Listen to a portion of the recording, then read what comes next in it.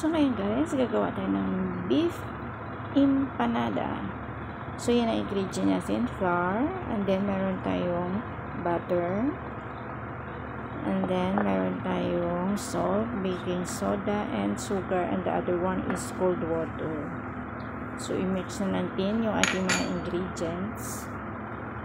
Yan. So dapat bilisan natin yung pag-mix kasi para maiwasan natin yung mag-melt yung ating butter. Dapat talaga yung butter hindi mag-melt. At saka yung nilagay ko na cold water, unti-unti lang. Para hindi mabigla yung natin, yung flour. Ma-mix talaga siya ng ayos. Dapat lang, as in mabilis yung pag natin, hindi siya natin mamasahin. Kasi ito, hindi dapat ma-over yung pagmasa niya. Kaya nilalagay ko ng cold water para hindi mag-melt yung ating pinaka-butter. So mabilisan to ang paghalo para ang flour natin ay mag-mix talaga siya sa butter. Ayan.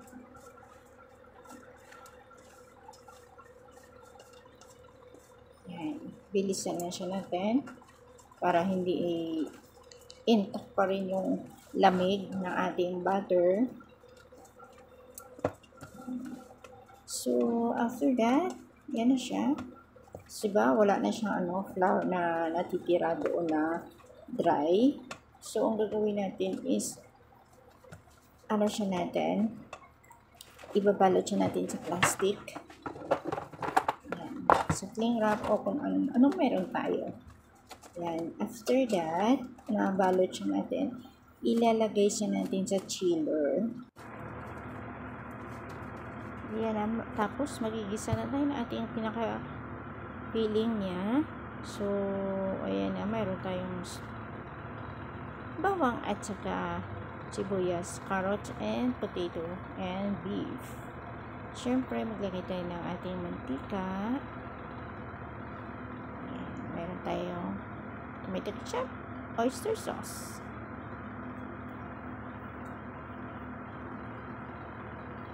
Ayan.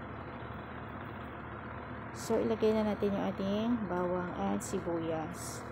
So, pinagsabay ko na yung bawang at sibuyas para hindi masunog yung ating bawang kasi yung ating sibuyas is medyo juicy siya.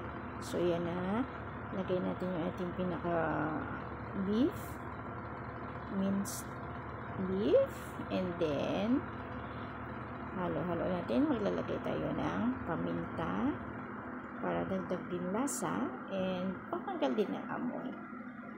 Kasi, ang paminta nakakalasa din yan ating mga niluluto. Lalo-lalo na hindi kami gumagamit ng yan, oyster sauce.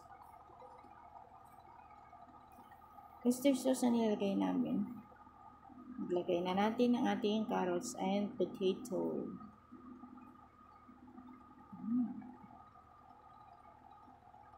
Halo lang. Maliliit lang yan na hiwa na ang potato at carrots para mabilis lang siyang maluto. And then, maglagay tayo ng ketchup.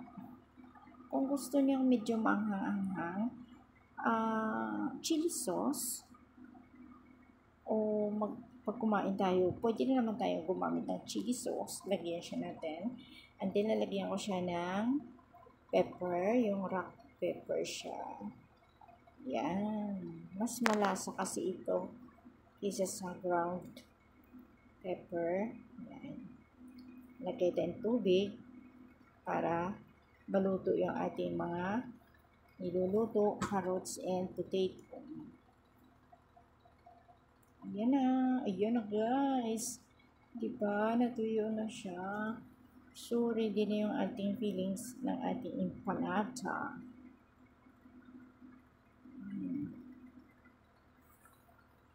Tikim-tikim. Depende sa panlasa nyo. Kasi hindi kami gumagamit ng bitchin. Diba hindi ko siya nilalagyan ng asin? Kasi ang parang pinakasisoning ko oyster sauce. So, ayan na. ang ating pinaka-dough. Ayan. So, maglagay tayo ng flour dyan para hindi siya masyado dumikit. Ayan.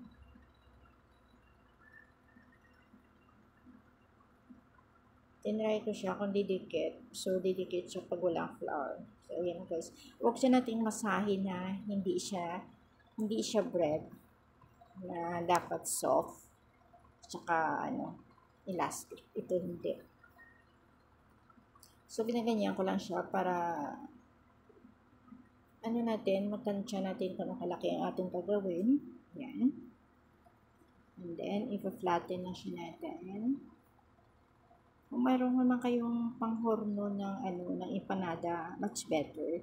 Hindi siya matrabaho. Pero, pag nilagay mo siya sa hornuhan ng empanada, kailangan mo rin siyang i-flat. Diba? Ayan na lang ang ginagawa ko. Ayan, bumibilog na lang ako. Ayan. Kasi kami lang kakain. Ayan na siya. And then, lagyan ko ng filling. And then, lalagyan siya natin ng water sa pinaka-edge niya para dumikit siya ng ayos. Yung hindi lalabas yung ating pinaka-palaman. And then, gawin natin ang pang-dikit is fork para design na rin. Yan. Madali lang siyang empanada gagawin. Ma-crispy to siya kasi cold water ang nilagay natin and then yung butter natin. Yan na siya. Yan, in short. Yan na siya. Ang nagawa ko lahat. 9 pieces lang siya kasi 1 volume lang siya. And then, meron akong egg yolk. Egg yolk yan, hindi ko sinamang egg white. So, ibabrush natin dan. So, ang iba nilalagyan nila ng egg yolk at saka butter. Min-mix nila. So, aking egg yolk na lang kasi syempre naglagay na tayo ng butter. Maraming ang butter para iwas naman tayo sa makolesterol. Ayan. Tapos mamaya, pag may natirang egg yolk, pag baliktad natin, lagyan din natin the other side. So, ready na siya sa pag-bake. So, ang gagawin ko, hindi ko siya ibibake sa oven. Gagamit ako ng air fryer. Ayan na, air fryer natin. So, yan, ilagay ko siya sa bread. So, 160. Tapos 45 minutes. Na lang natin, tingnan na lang natin kasi ang air fryer naman is maliit lang na siya. So, doon lang umiikot yung init niya. So, ayan na guys, done na. Ito na siya, ang ating i-bake. Yan na. So, ayan na, ang luto na siya. Diba? Ang ganda. Yan. Sobrang ganda siya.